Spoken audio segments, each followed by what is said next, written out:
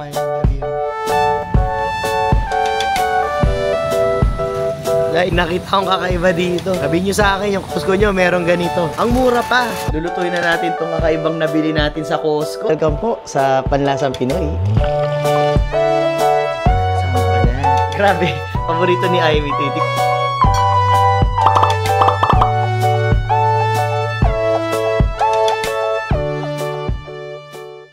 Alright, bye-bye. Have a good one. Love you. Love you. Dito nga pala ako sa ngayon, sa Stockton. May practice si Jairus uli nung sa banda, yung County Honor Band, yan. Pangatlong practice na nila ngayon. Hinahatid ko siya rito, almost 1 oras din yung biyahe. Huling practice na nila, tapos yung sa susunod, performance na nila. So hintayin ko siya, matatapos siya ng alas 7:30. Di na ako para umuwi dahil mahaba ang biyahe, sayang lang. Last year sumali din si Jairus dito. Nag-audition siya, nakapasok din siya. Tapos ayun, gustong-gusto pa rin niya. Nag-audition siya ulit and fortunately nakapasa na naman siya. Nakakatuwa nga tong batang to kasi nga wala siyang kasama, wala siyang kakilala na tiga school nila. Pero gustong-gusto pa rin niyang pumunta. Kasi usually 'di ba pag bata, gusto nila yung may kakilala sila, yung classmate nila kasama nila. Pero siya kahit wala siyang kakilala, tsaka wala siyang kasama, very interested pa rin siyang tumugtog. Kaya nakakatuwa. So maghintay-hintay muna ako dito siguro. Baka pumunta muna ako ng Costco kasi merong malapit na Costco dito sa Stockton. I'm not sure kung napuntahan ko na yun o parang first time kong pumunta. Wala lang. Titingnan ko lang. Most likely, iba-iba yung mga paninda nila dito kaysa doon sa Costco na usually na pinupuntahan na. Para di masayang oras natin habang naghihintay tayo kay Jairus. Punta muna tayo dito sa ating favorite store. Samahan nyo ako, baka may makita tayong something na bago.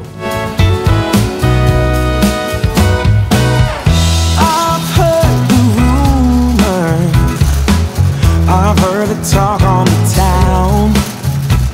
So, wala pa tayo nakikitang something na kakaiba dito. They say that you ain't found, but I don't believe any of that. I've got a whole nother view. Okay, yung liempo nila mura kasi may $8 off. Mas makakamura talaga kayo pag bumili kayo ng maramihan. $4.49 a pound, pero pag isang balot may $8 na off. La isda pare-pareho din, salmon. Hala. Nakita kong kakaiba dito.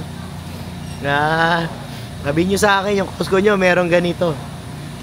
Dito lang ako nakakita ng Costco na merong paa ng manok. Hala. Paa ng manok. Grabe guys, ang daming paa ng manok. Ang mura pa, $1.99 a pound. Alam nyo ba pag pumunta kayo sa Asian store, yung ganitong paa ng manok, ano siya, halos $5, $4.50 a pound. Tsaka ang ganda, ang puputi ng mga paa. Nagluluto po ako dati ng paa ng manok, pero yung last time na luto ko, parang hindi pa yata pinapanganak si Jairus dun. Paborito kasi namin ni Amy yung paa ng manok. Yung nabibili sa sa mga dim sum. Kaso mataas sa kolesterol nako. Magagalit si Amy nito. Pero paborito ni Amy to. Bumili lang ako ng isang balot. Ano lang siya $1.99 a pound. Halos 2 kilo na siya Yun lang guys nakita ko. Umikot na ako pero wala masyadong kakaiba dito.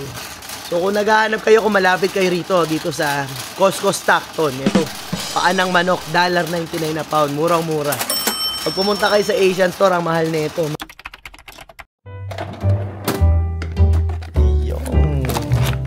Lulutuin na natin tong ating nabiling paa ng manok. Ang dami ko na napuntahan Costco pero wala pa ako nakitang nagtitinda ng paa ng manok. So kaya medyo na-excite ako nung nakita ko siya doon sa Costco. Sabi ko, grabe, meron palang tindang paa ng manok doon. At $1.99 lang siya. So yun guys, lutuin natin. Ayun makolesterol to. Agalitan tayo ng doktor natin. Minsan-minsan lang naman, konti lang naman ang kakainin ko. Ang totoo niyan, lulutuin natin ito para kay IP. Hindi para sa akin. May palusot ba, no?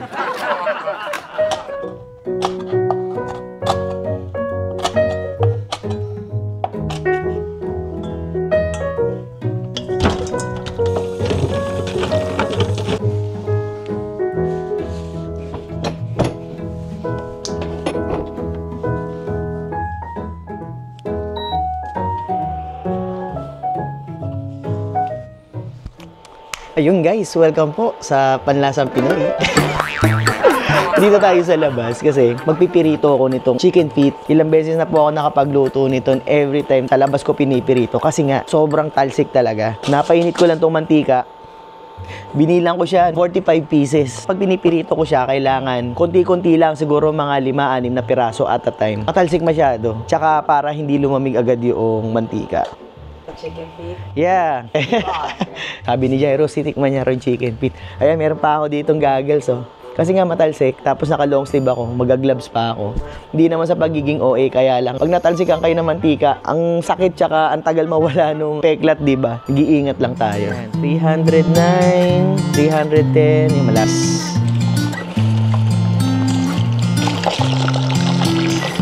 요즘 사람들은 더 이상 편지 쓰지 않아 문자 하나에 다 담길까 Medyo golden brown na siya, guys. 마주보고 하긴 어색한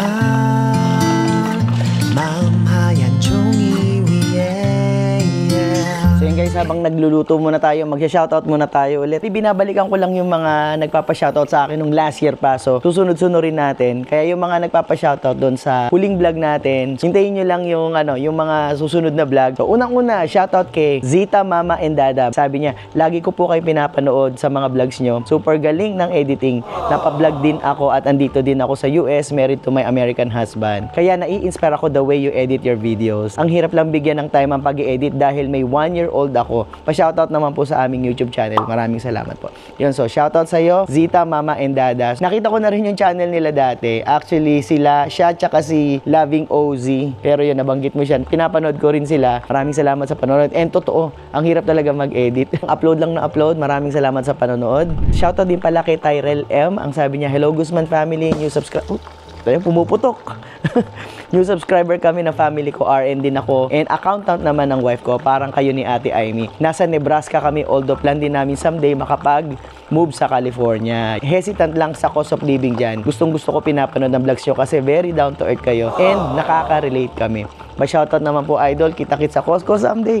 Yun, shoutout sa'yo, Tyrell M, pati kay misis mo. So yun, hopefully makita tayo sa Costco. Kahit ako dati, nung lumipat ako dito sa Northern California, nag-hesitate din ako kasi alam ko mas mataas ang cost of living dito versus doon sa pinanggalingan ko. Pero I'm glad I pulled the trigger kasi sobrang happy namin dito. And ayun, nakapag-adjust naman kami. Make sure lang, alam nyo lang yung budget nyo. Sasahurin mo, hopefully, tumaas din kapag lumipat kayo rito. Shoutout din kay Ate Lea Estropia. Yun. Hello, subscriber from Olongapo City, Philippines. Pa-shoutout po. Shoutout sa iyo, Ate Lea of Olongapo City, Philippines. Maraming salamat po sa lagi panonood. Ang sabi naman ni Sir Romel Danyo, pa-shoutout naman po, lagi kami nanonood ni Mrs. ng mga video nyo. Sana makita namin kayo sa Costco in the future. Hehe, salamat po. So yun, maraming salamat Romel Danyo at sa Mrs. nyo. Thank you, thank you. Shoutout din kay Davidson Pangilinan. Dapat Jairus, pinagalitan mo ang daddy mo kasi he forgot his wallet. Ito yung time na na late kami, napagalitan ko siya. God bless. Shoutout from Canada naman, Pangilinan family. Maraming salamat sa inyo, Davidson, and the whole Pangilinan family. Shoutout po sa inyo. Ayan, maraming salamat po sa laging panonood. Shoutout din pala kay Kape Kape TV. Sabi niya, yes, kapapanood lang namin ang latest vlog niyo, waiting for part 2. Pa-shoutout naman kami, sigurado matuwa asawa ko, Benj and Marie Chris Artus. Thank you. Tiga ano po sila, Arkansas. Meron din po silang channel, Kape Kape TV. Maraming salamat, Benj and Ma'am Marie Chris Artus. Pasensya na po, medyo na late yung pa-shoutout natin. Ayun, oh. Sabi ko sa inyo, matalsik eh.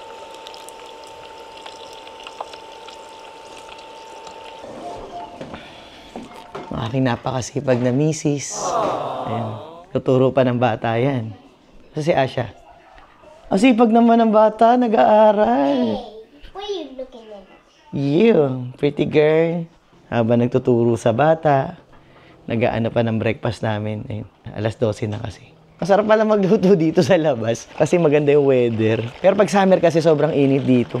Hindi ako pwede magluto rito. Pero ngayon maganda yung temperature kaya ayun. Tapos na natin siyang ibabad. So kinabot din siguro ng mga 45 minutes to 1 hour. Tingnan niyo yung itsura niya, oh. Naging puffy. So yun yung gusto nating ma-achieve. Sa mga hindi nakakaalam. Hindi lang basta-basta pinapakuluan yan, guys. Kailangan ibababad nila sa malamig na tubig.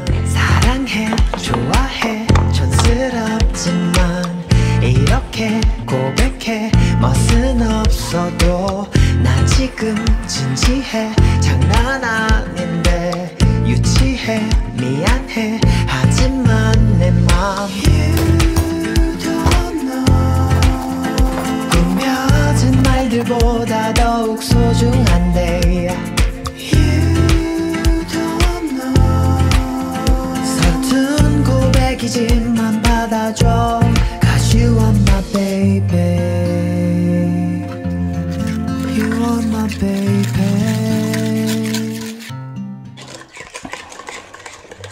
Di ba kulang sa tamis? Ayan, ano lang, tatsa-tatsa lang guys. Mamarinade lang natin siya mga 24 hours, pero pwede na rin yan. Siguro mga 12 hours pwede na. Sa halu-haluin lang natin mamaya. Yan na siya. Yan. So gagawin ko na, mai-steam ko naman siya dito. Ayan, ito yung pinagpakuluan natin kanina. Gusto ko talaga, ano na to, lutuan na to, napaka-versatile. Pwede ka mag-deep fry. Pag nag-deep fry kami ng crispy pata dito, pwede ka rin magluto dyan ng mga may sabaw, mga sinigang. Tapos meron pa siyang kasamang steamer. Ayun no. Actually, pwede naman siyang hindi steam. Pwede kahit i-microwave na lang siya, pwede na. Kaya lang, syempre, aartihan natin kasi Chinese dim sum style tayo eh. Kaya, i-steam natin siya. O, diba? Parang isang serving lang sa dim sum house, di ba? Yun. Ayun, kainan na.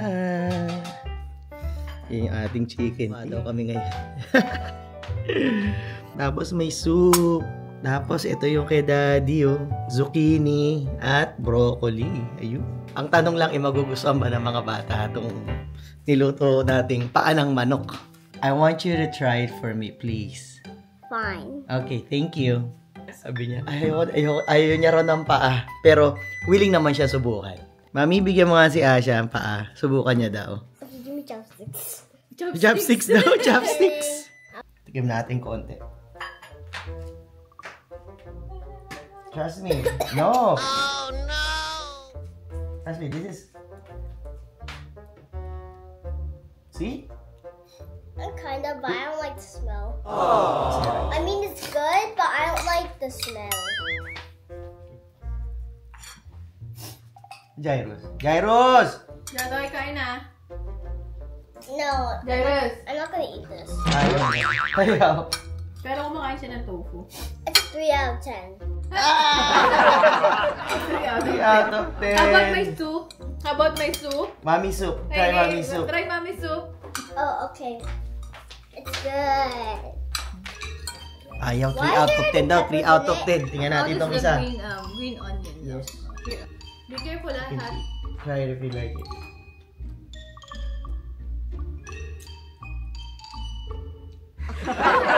You like it too? It's okay. I can eat it. It's not like I want to throw up if I eat it. Ayaw nila. Sakta naman ako. Pero okay lang. Wait, eat na. Kakainin naman ni ano to eh. Wait na. Yun yung torta. So, gusto yung luto ni Mami, oh. Favorite niya, tokwa. How was it? 100? 100. 100? Ang Yeah. galing! 100 daw. Because I like soup. You love soup, okay. Oh. Hihiwalay sa buto. Ng manok. Sarap. Mukbang! Mukbang. Try to eat, first time kumain ni Jairus nito. Turuan natin kumain kasi maraming buto eh. Try to, let's say the legs. Try to bite a little bit of that. And then there's like a little bit of bones. Then you can just, peel it with your... Just get the flesh and then throw the bones like this. Oh, yeah. Let's say, bite one of the leg. Yeah. And then you can bite it, the whole thing. Up to, yeah, there you go. And then you hold it. And then, look, there's like a bone, hold it. No, yeah, there you go. And then, there you go. Look at that. Wait, can you see? You can still eat the flesh. See? It's just a little bit challenged. Oh my god, this is hard. At least sinubukan niya, di ba? makasubo na kanin kasi... Oo. Kasi baka makain niya yung buto. Ay na. This is the hardest thing I've ever done in my whole life. Tell Shan you eat chicken feet. Pero guys, malambot siya. Kita nyo. Pasintabi Pero kita nyo. Talagang puro buto lang. Masarap ba, be? Sarap. Eh. Tagal natin hindi nakakain ito. Grabe. Paborito ni Ivy ito. Tingnan niyo yung kanyang plato. Ay! Grabe, oh. Kita. Sila nakaubos. Pabilis akong kumain ng chicken. Nakakatuwa naman to kasi sinusubukan niya. Mukhang nagustuhan niya naman, kaya lang hindi siya sanay kumain ng yung may mga maliliit na buto. You can do it, Jairus. So proud of you. Go, kuya. In the Philippines, this is Pinoy. It should have been you.